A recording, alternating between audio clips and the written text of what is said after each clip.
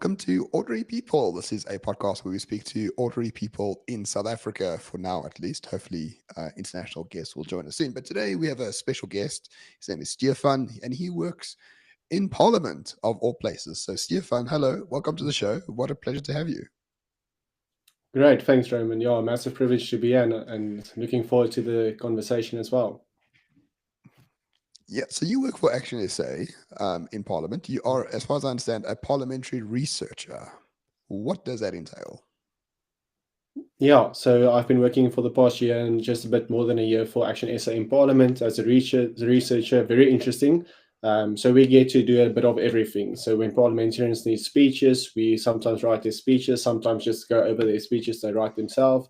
And as you know, with the 40 committees or 32 committees, we often sit in committees as well, especially now with the adult committee on Mkwanazi as well. We've been sitting there for the past 3 days and just listening and helping our MPs with anything they need. And so how did you get into this? Because it's quite Yeah, very few people get to be within this political bubble. I was part of it for a while, so I know how it feels. It's very exciting. But how did it come around for you? yeah. So started at university, studied in Northwest, got involved with student politics on campus. Started just slowly but surely working myself up just on campus politics, not really involved with ActionSA yet. And then they approached me to serve on the national youth leadership, and from there, with our initial policy conference, I jumped in, did some research for them there, and then once I finished my honours degree, I moved over to Parliament to work full time there. All right, and I mean, South Africans are obsessed with politics. I think we can both agree on this. What was your thinking about politics before actually it becoming a job? Did you think this was Mm. something that I could join and change the world? And now you're like, maybe not. What are you thinking before and now during about the politics in the Yeah, country? Yeah, so it's always been something that fascinated me. Grandpa that was quite involved in the previous administration in politics, not physically in politics, but around certain groupings that were involved. And always watching news, talking to me about, did you see this? Did you see that? And then I was like, yeah, well, this is something I'd like to join. Obviously, very Christian background as well, and got this feeling on my heart, but someone has to carry a burden and someone has to actually fight for our country. So that's something that pulled me into it and said, listen, someone has to do it. Why not be me? So that's how I got involved and feel like, yeah, we can change the world. Slowly but surely, we're getting there. As you might know, and as you might see, if you go to the bureaucracy of Parliament and you see people sitting there, yesterday they were in prison or in jail, but now they're in Parliament, you wonder, but why are these people here? I mean, yesterday we saw something happening in Parliament where one of the members of Parliament said, listen, if they should arrest someone, the convicted felon Julius Malema is here. And that's the reality of it, sitting next to people that are crooks, sharing a floor with MK, seeing Brian Mulefe and the likes walking up and down, and then you're like, but yo, shouldn't you be in jail? And reading books and seeing how these people stole our country billions, and yet they get rewarded as chairpersons of committees and so on. So it is a bit discouraging, but it's also good to be there and to know there are actually people fighting for the betterment of society and not just people stealing from it. So, in some senses, actually, say is like sort of the new kid on the block for Parliament, at Mm. least. I can't remember how many seats you have in Parliament, but before there was an Action SA. After last year's election, now there is. How has that process gone? Yeah, so we've got 6 seats in Parliament. So it's quite interesting, obviously, with the GNU, and we're seeing a government of 10 or 11 political parties all working together, but still fighting amongst each other. And then there's no credible opposition. We've seen with MK 44 seats, yet they do nothing. So that made a big void, and that's where Action SA comes in with 6 seats. But we actually have more parliamentary questions. We actually did such a great role in playing as an opposition, doing what the DA did previously. We've basically taken over that position and said, listen, if you're not going to keep them accountable, we'll do it from the outside. And it's been quite interesting. As you might know, we've over the past year also received plenty of calls from the ANC saying, listen, you should join the GNU, come join us. And I think that's what they're trying to do. Whenever they see opposition party actually holding them accountable, they want to bring you part of the GNU to silence you in a way. But I think it's quite interesting being on the opposition benches and being able to say what you want to say without them trying to mute you. Yeah, I can appreciate that. It's a very well thought out, media trained answer, Stefan. I appreciate it. we've all we've all been there. So, what do you want to talk about? What's on your mind? Yeah. What answers can what questions can I answer for you? I'm happy for this to be a two-way chat, not just an interview, so to speak. Yeah, no, I think definitely the future of the country. I think I listened to the two previous podcasts you had on, and I saw a tweet that you put out now just before the interview, saying about the libertarianism, the freedom that's been there for 40 years, and how we should actually curtail that. Because I think that, and I agree with you what you said. I think the pendulum has swung too far to the left or too far to the right, and now people are saying, "Oh, but we're extremists," or "You far right," but you're actually not far right. You just want to bring it back to being moderate and saying this is what the value should be. So I think that's a good thing to delve into to see, okay, but how can we bring it back and not be too extreme on the left or the right? Yeah, I mean, people do call me far right, but I think in some ways I am to a Mm. large degree. I mean, if you merely it's called the Overton window, right? The window of allowable opinion in our society, and if you just want Christian values, things that people lived under for thousands of years. If you just want that, you immediately a far right activist for some reason, even Mm. though these values built the civilization that we know at the moment, which is the foundation of the church, the marriage, certainty, consistency, patriotism, all these things Mm. built the Western civilization over the course of 2, 3, 4, 5,000 years. But now it's swung to a place where it's all about the individual. Like, I want this or I want that, and I want to be X and I want to be Y. And for a long time, decades now, governments have said yes. I mean, these individual aspirations are very important, so we will allow it to Mm. happen. But it's a basically divide and conquer. Like, if everyone's an individual, then the society doesn't exist at all. Yeah. So we have to find a way to balance what is the strategic goals of the nation and the people versus impacting individual ambitions. And it's a tricky Mm. situation, don't get me wrong, but I really think we've gone far too long along the route of individual ambitions matter far more than the ambitions of the nation state. And I think we should go back to that and curtail some of these individual freedoms we have to ensure that the future is much better for this Mm. country and people living in it. And I'm glad that you agree with that. Yeah. Yeah, and it's interesting. We looked at the stats the other day. I mean, we have a population in South Africa that say Christian 80% of the population. But then if you look at the society and what's going on in our country, surely that can't be a reflection of true Christianity. I mean, a great example is the murder capital of the world. We see our public servants stealing, yet we call ourselves Christians 80%. So it's interesting to find out how we can actually bring the Christian values back and how you can do it from a grassroots level, because yeah, we can say just go into politics, just fill this, but if it's not a societal push for it to happen, I think it's going to take much longer than it should possibly take. So how does ActionSA fall into this? In sort of on the, I think the political spectrum is incorrect, and it's sort of past its sell by date. I mean, the left right Mm. spectrum was created after the French Revolution, which was a long time ago. So today I'm less interested in right versus left or things like that. I mean, I'm Mm. interested in the proper virtues and principles of an entity. So for ActionSA, Yeah. I did read at the time when it started, I read the sort of fundamental pillars. That's the EFF term, but you do also have some sort of fundamental things. I mean, I noticed some of them are Mm. very good, and some of them are just like wishy washy, like social justice. No one knows what that actually means. So where's actually says line in this morass of illogical political thought that we have? Mm. I don't think there are any real parties with a real understanding of what they want to achieve. Mm. Maybe one or two. So, like, where does actually say lie in this? Like, how confident are you in the message you bring into people that is relevant to people? Yeah. Yeah. So as I said earlier on as well, I'm not just speaking on behalf of the party, I'm more speaking on behalf of myself. But I think I joined Yeah. ActionSA for that reason, for it being a Christian party, Christian, not want to say Christian nationalist, but South African first, patriotism, and focusing on let's get South Africa where it should be. Let's focus on our citizens before we obviously look at other individuals as well and people that come into the country. But we need to create the sense of patriotism to take this country forward, to bring back the values that we once stood for. And I think that's where ActionSA stands as well. Yes, some might have drifted away, some might have drifted back to it. But ultimately, I think that's still the values and the principle of the party. And I think that's why I align to it so well, as also closely as well. And do you think the party is the best vehicle for those values?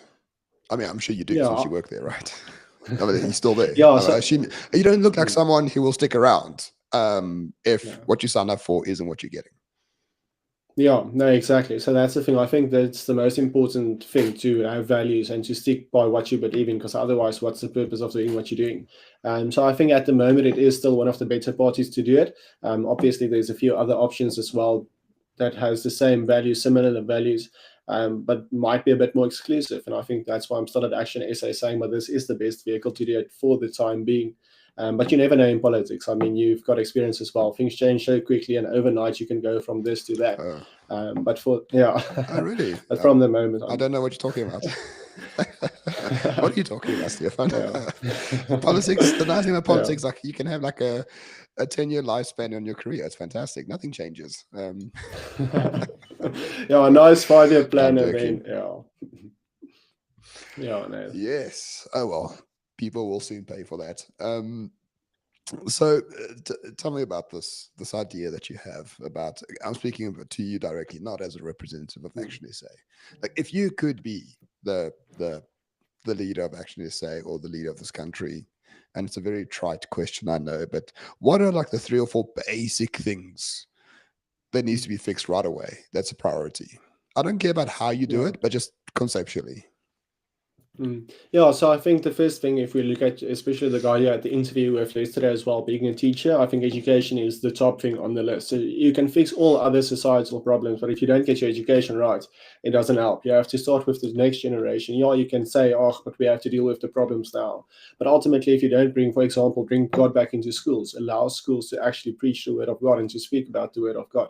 And I think if you can influence the next generation with that, bringing them up with a certain set of values, that will contribute to it massively. And then obviously trying to go back and take away, get rid of crime. But then you have to start thinking about, okay, but how do you stop crime? Because if you don't do this and this and this, ultimately you won't be able to stop crime. So I think just bringing us back to the values that we once stood for, bringing us a bit more conservative, saying, listen, we're going to bring back, not draw back on freedoms, but just say, listen, we should have a certain set of values, and this is what's guiding us. Because at the moment, like you said earlier on, it's just a bunch of individuals saying, but I like this, I like that.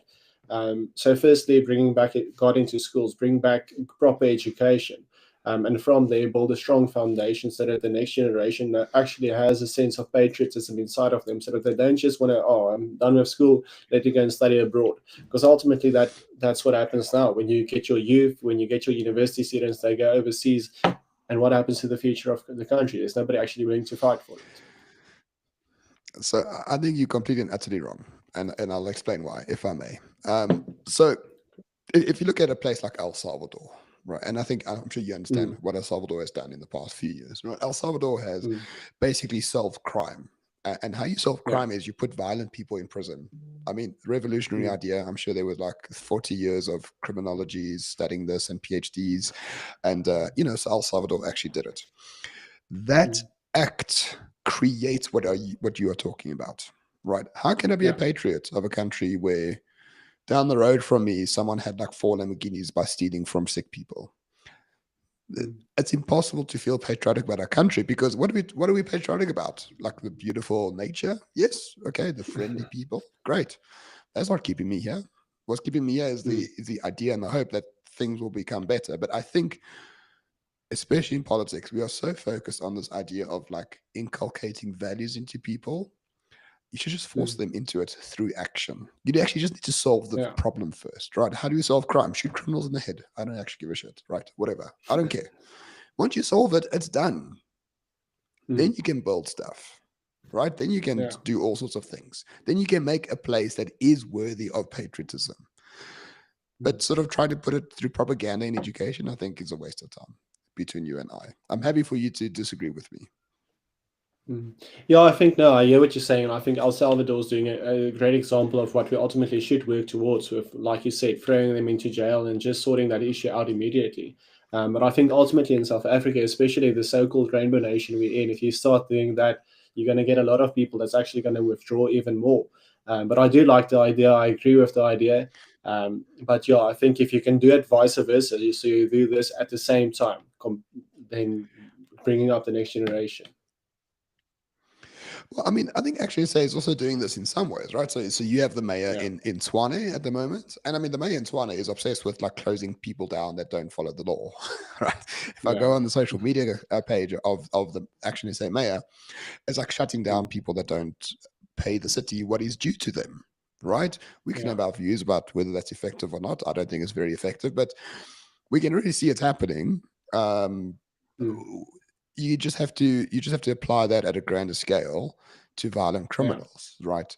I Mm. know the city needs money and there's corruption and all sorts of crap, and that's why you are shaking down these businesses. Fine. But it's already happening, but only for the sake of the city's funds, not for the sake of Mm. society. And that's the Yeah. fundamental difference. That's the fundamental difference between management and leadership and authoritative leadership. And I think there's a critical Mm. lack of authoritative leadership in this country, by a wide margin from every political party, not just yours. Mm. Yeah, but I think how do you start doing that? I'm keen to hear your ideas as well. How do you create this person coming in and saying, okay, listen, like Buyukile did in El Salvador? I think there's definitely a need for that in South Africa, but I don't think there's someone with enough courage to actually stand up and fulfill that spot. You take General Nkwanazi, you say, here's a police commissioner. I will support you in every Yeah. single way possible. Here's a fund that will protect you legally from anything, any legal lawsuit that comes through. You have absolute carte blanche to enforce every single law in the books without hesitation. If you need a budget for training, police officers will give it to you. If you need a budget for counseling, we'll give it to you. We will triple the budget of the police overnight. Nkwanazi, I want you to round up um, 300,000 criminals in the first year. If you don't do that, you're out. Simple. Mm. Like, how about you just let people do their bloody jobs? Right? Yeah. Like, No, how about definitely. that? Mm. I think that would be a great Yeah. idea. Nkwanas is itching to do that, right? He's itching to do that. Yeah. So in KZN, if you point a gun close to the police, you get shot in the head. And that's Mm. a wonderful thing. And I'm hoping KZN becomes a peaceful place in time because Mkwanazi knows what the rules are. But how about Yeah. we just put people who are good at their jobs and give them utmost support to carry on with their jobs? Mm. There you go. Yeah, but That's how that's you the do thing. it. So yeah, but that's what I'm trying to say. Because yeah, he's one example, but we need 10 or 20 or 30 of those. Because ultimately, you can also only do so much, don't you think? Well, they all exist in this country, but we don't allow them into the States. Stefan, and you Mm. know this for a fact. I'm sure you are excellent at your Yeah. job. You put one foot wrong and you're out, right? There's a media campaign or whatever the case might be. Look what happened to me. I'm not saying I'm brilliant in my job, but I think I'm much better than most of these other chief of staffs that are coming up in the news, giving press conferences saying that they're not, thieves and or 22-year-olds without any evidence or experience. If you just let people do the job, they will do the job, right? Yeah. As simple as that. And in life, I've figured out, and in the country as well, authoritative leadership matters in terms of we need Mm. meritocracy because then people actually trust the person to actually affect their job properly, and people that join trust the system. There's no trust in the system yet because it's so corrupted. Yeah. So that's the first Mm. thing to change in my mind. Yeah, no, that's good, and I think definitely, and that's ultimately what we're working towards as well. Same, but listen, put people in the job that can actually do it. And I don't know if you saw recently in Ekurhuleni, we put up a guy that's known for crime fighting and drug busting as well. And ultimately, I think that's what should be done. I think you should get people that's actually enforcers in their community, that fights in their communities for whatever it might be. And ultimately, that's how you're going to change communities and fix it as well. Yeah, in some ways. I mean, yeah, I appreciate running a political party in South Africa is quite difficult because you have so many different groups of people with so many different ambitions and so many constituencies to work with. But I think if you just narrow the scope down completely and you say, listen, Mm. all we stand for is killing criminals, ensuring that there are the conditions available for you to have a job, and we want you to have a peaceful, quiet, and prosperous life. Like just the three basic things in life, I think you can really, really, really make a fundamental difference in terms of messaging, in terms of strategy. We get so caught up in, oh, what's our answer to BE, or what's our answer to this, or like the political parties live press statement to press statement, and it's fucking bullshit. Excuse my language. I'm sorry. I swear Yeah. that. But really, like, just focus on just like focus on the basics. We don't need revolutions here. We just learn from other countries. How do they solve these issues? Cool, let's adopt it. Whether it's Israel, Cuba, Russia, China, or America, it doesn't really matter. What are the solutions we need? Is bringing the people to effect them. It doesn't seem that hard, Yeah. but for some reason, it seems really difficult in this country to do that. Yeah, but the moment you do stuff like that, you get the South African Human Rights Commission taking you to court for foreigners, not even for South Africans. And I think that's the issue. You've Just got all defund these them. NGOs. Yeah, no, 100%. Defund them. But then once Like, again, don't yeah, destroy that's a them. Who difficult gives a part. shit about? Like, it's not difficult. If you are a leader with authority, you would destroy these people in front of your very eyes. Why does this Human Rights Commission exist? Because of the Equality Act. Fine, repeal the Equality Act. Time to find real jobs. Yeah. Not hard. No, definitely, but that's why we need political parties to actually do it. But now at the moment we don't have, and the power is so central or centralized in certain political parties that's not willing to go that extra mile just to get it sorted. And I think that's a difficult part. How do you actually, as a young South African, say, "But listen, I want to fix this," without having to go into the system? Because currently you only have the opportunity to go into the system, or you're screwed because you're on the outside. Yes, I know. I went into the system and it didn't allow me in. It rejected me for being too far right. Yeah, but that's the Apparently. thing as well. What is it? What's the thing? Yeah, no, that's the thing. So that's what I'm trying to say. The moment you actually step outside of the so-called boundaries, you get pushed out. And that's a difficult thing to balance. When do you say what? When do you do what? When do you keep back? Or actually, when do you just go full on and run with it, no matter the consequences? Yeah, no, it's all about having trust in the entity that you're within, that they trust your authority and that you're doing it for the right reasons. I mean, anyway, yes, there's a sincere lack of leadership, and that's, I think, the fundamental problem in this country. And I think we can both agree with that. Notably, you being in Parliament and being with parliamentarians. I've been in Parliament to visit, not as a, and I was like super unimpressed with the people that I met. Yeah, So yeah, good no, it luck. is. Good luck. It's difficult. It's difficult to be moderately competent and work with these people who are like just not. Mm. Anyway, Yeah. so ambitions going forward for yourself, Meneer.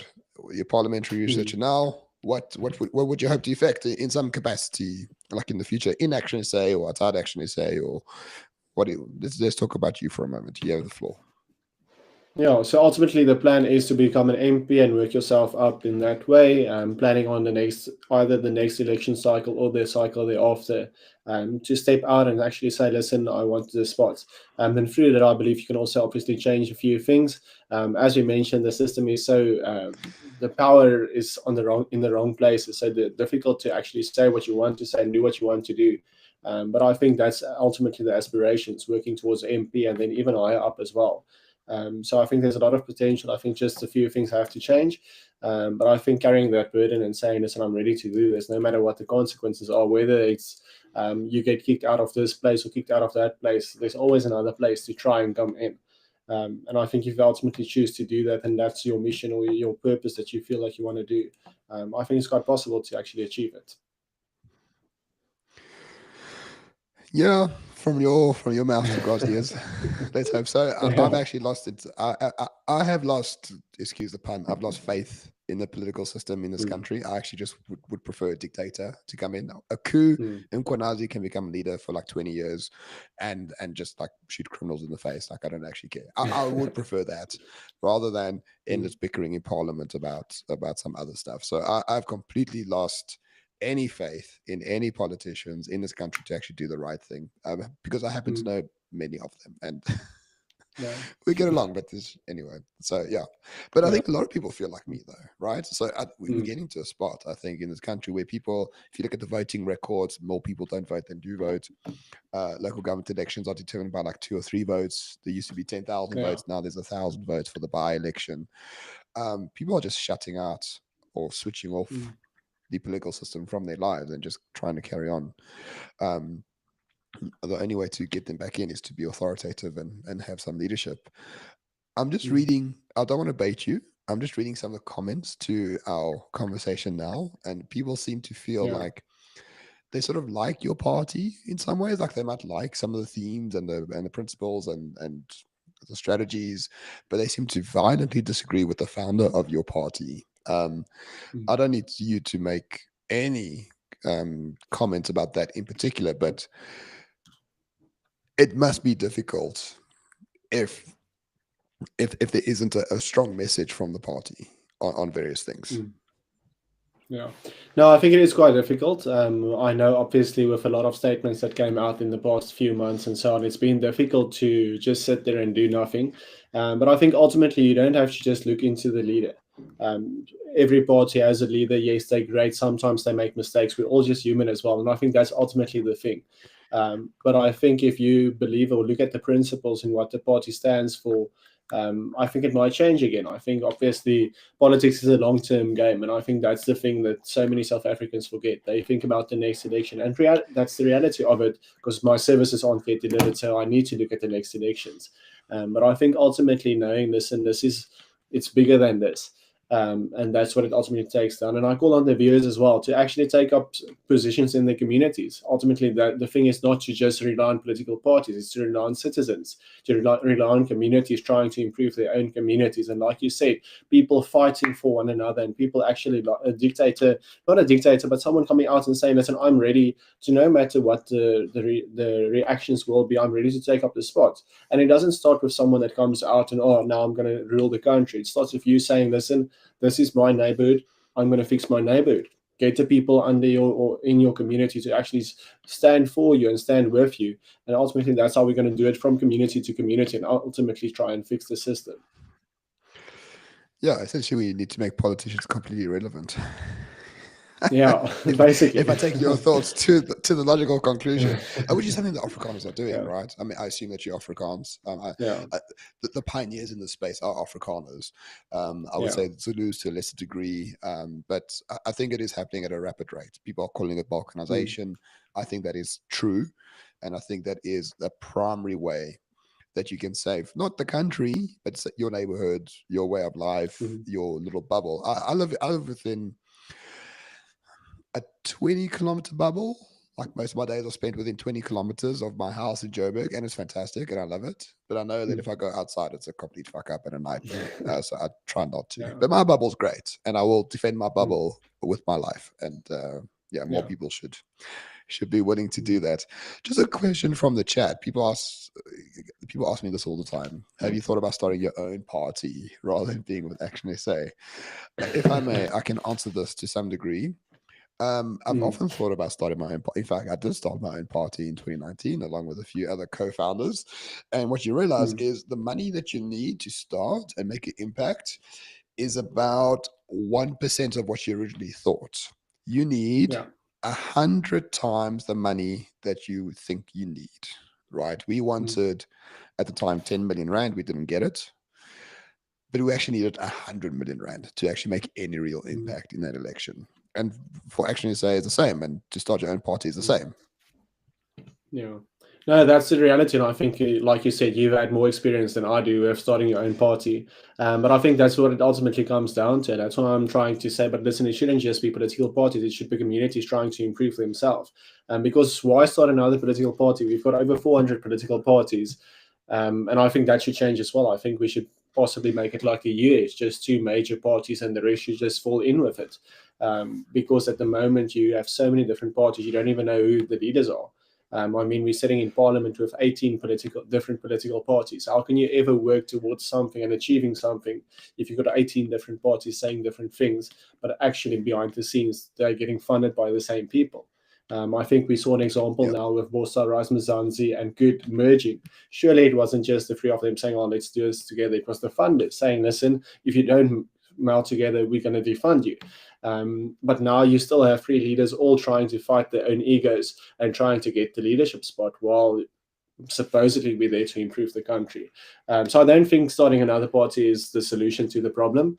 I think it's more like you said, communities getting together, like Afrikaner communities, and like we see with AfriForum and Solidariteit. Yeah, might not agree with all that they do, but they are actually doing stuff to promote their community and take it further. And I think people really underestimate the role of funders in politics. So we've got the Yeah. Political Party Funding Act that came out, and supposedly it's more transparent. I think it's bullshit. It obfuscates a lot more. But I mean, I know for a fact Rise Mzansi, I think that's what they call it, right? Songezo Zibi's little Stockval. I think it's Rise Mzansi and Musi Mamani have exactly the same funders. Like I know that for a fact, exactly the same funders because I happen to know the funders, right? And they happen to be the funders of the DA, like miraculously, right? Yeah. So the funders are just sort of concentrating all their power into the GNU at the moment, right? Because it suits them the best. There's maybe 1,000 people in this country that can afford to actually create a political party, but they're all funded into the same aspect of it. They're quite like this static, dragging along the bottom political realm that we are in at the moment, and they will drag every single party into that through bribery and through funding, so to speak. So until the elites change the ways they fund stuff, nothing's going to change in a political sense. And that's why Trump is important, because he had the backing of major elites in Silicon Valley, especially the second time around, like Elon Musk, because Elon Musk poured all his efforts and money into the Trump campaign, and that's what allows Trump to actually win. We're not negating his personal abilities here. But what I'm saying is, when you have the resources and the backing of very important people with lots of money, things are much easier to achieve. If you and I started a political party tomorrow with 10,000 Rand, we wouldn't even be able to afford a single ballot in the by-election. Like, it's just not going to happen, irrespective of how good we are at our job, right? Yeah, no, definitely. And I think that's, like you said, Trump is such a great example. And I think that's the type of personality we need in South Africa. Yes, he messes up a lot. Yes, he's got skeletons in the closet. But ultimately, that's someone that's not scared to do whatever it takes. I think we've seen all across the board with whatever things he's doing. He's cutting this, cutting that, bombing these people. Especially now what's happening in South America with the drug lords being killed by him. I think it's such a great thing where he just sees a drug boat, bombs it. And it sounds hectic. A lot of people hate it. But I think ultimately someone, not necessarily exactly what he's doing, but the personality that he comes with, that's what we need in South Africa as well. Yeah, we do. I'm hoping we can get one of those soon in time to come. So let's see if there are any comments. Well, I'm looking for comments to respond to. Please, Stefan, what's on your mind? Well, is there anything that you want to know from me personally, or questions for me to answer? I'm happy to answer them.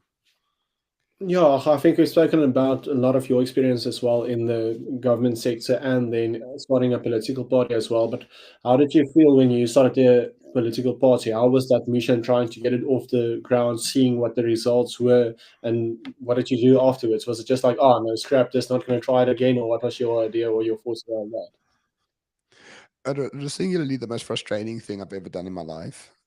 So we were approached with the promises of funding to start the capital. They gave us free reign in terms of what we were allowed to do, but like we like this idea of like capitalism and free markets and etc.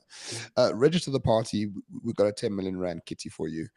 So like, okay, great. Like it's enough to get 5-6 seats in parliament. Then we can grow from there. Just very frustrating. And like I'm not a natural public speaker, or I wasn't back then. I am now. So you have to go to people you don't know and talk about these things, and it's just very weird. And then when we actually registered the party, it took forever. I think IEC was overwhelmed at the time. I think there were so many parties trying to be registered for that election. We only had about 6 weeks left till the election, and then the funders say, no, sorry, like we're not going to fund it anymore. So that was a bit of an issue. So we ran a digital campaign with, I think, 300,000 Rand between us, and we got about 16,000 votes, like just behind Black First Land First, who was in the news every day. So that was good. But then I went to the results center in Nazareth. Oh, no, it wasn't Nazareth. It was somewhere in Pretoria. And then you see like Jeff Radebe right next to you, and the president, and Black First Land First right next to us. And Judas Malema walks in, and I talk to all these people. I'm like, what am I doing here? Like a fish out of the water. Like I actually don't care that much. And looking back, it was a great experience, but I'm glad it failed because I think we wouldn't have been able to actually do anything with 1 or 2 or Yeah. 3, even 5 seats.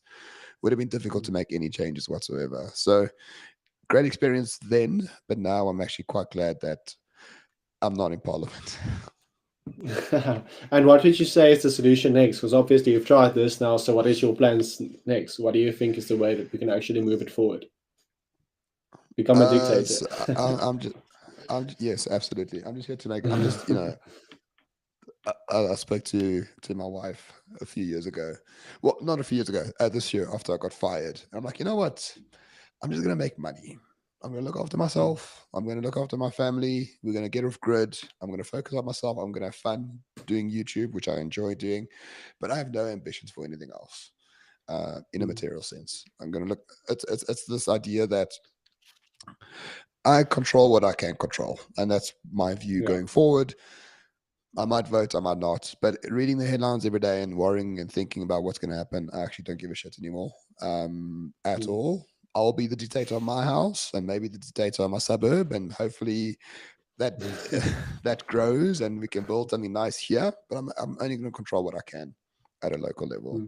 National, if I'm asked to, if people ask me to come help them, I will do it for lots of money. But I mean, that's it. I'm going to look after myself. Yeah, going forward, Yeah. Stefan. If I'm honest. Yeah. Someone, Johan wants to know who do you think will replace the ANC after it dies? Do you have any thoughts on that? Yeah. Yeah, so I personally don't think we'll ever see a one-party rule again. So I think it will always be a GNU kind of format that we will use, a coalition politics. I don't think it's going to end anytime soon, but it's going to be difficult. It's going to be difficult to see actually how the ANC dies and when it dies. Yeah, we've seen so much decline in the ANC all over, but should just vanish from the scene. I don't think that will happen soon. Hopefully it does, but I can't see it happening. We've all seen how they come out just before an election and then actually either pay people or just take people to the polls to actually go and vote. So it's going to be interesting, but definitely coalition type of government going forward.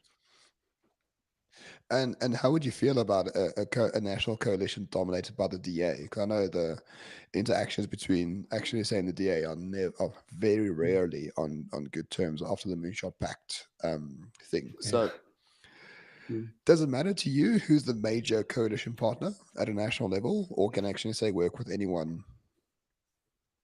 Yeah, I think it's difficult. Obviously, you know the personalities within both parties as well, and I think that's what makes it difficult. I think if we can get to the table and we can actually put personalities to the side for the betterment of our country, I don't think it is an issue. Who's the biggest coalition partner? I think next year's elections in the local government elections will be very interesting in Gauteng to see how that plays out, because the possibilities are that the ANC or the DA will be the biggest parties, but they surely won't have enough to govern outright. And then we've seen smaller parties coming in, and parties like ourselves as well, having to decide, listen, are we going to do it with the DA or the ANC? And I think previously where we've worked with the DA, things were working well until certain opportunity or until certain events happened, and until people got voted out or did this. And it's unfortunate. I think there's a lot of potential in that, because I think that's the two political parties with policies that might be the best for the country. And when change might actually happen, I think both parties, yeah, they do have people that's actually there to work and people that know how to work. But it's also difficult. You've still got people in leadership positions that's not willing to compromise on certain things, and ultimately that brings that opportunity to an end as well. And I don't always agree with it. I think we should look at the possibilities of doing it. But it is difficult when it comes to politics and personalities and history and people coming from this, people coming from that. Yeah. Yeah, I think there's two fundamental things here. Like, I hate the idea of negotiated settlements. Like, I want someone to win. Yeah. But it's also the way our constitution is structured. Like, you sort of need negotiated settlements, and negotiated settlements are basically a way to say nothing will change, just different people will be in power. So it's actually quite a tricky situation. It's much better just to have one person who can run the country Yeah, properly. and it's this massive, it's this massive tit for tat. So if you give me this, I'll give you that, and it's difficult. But I think that's Yeah. the way forward. I think we've seen across the globe that there's so little countries that actually has a one-party leaders or one-party government, and it makes it difficult. But ultimately, that's the best. Yeah, I mean, I went to China last year for the first time, and You can just walking around Beijing where I was, I could just think to myself, like, this would never be possible in such short a time under democracy. It's just physically, mentally, socially impossible to achieve this within a democracy in such a short period of time. Maybe I'm wrong, but listen, I'm not Chinese, but I think that model works very well for them.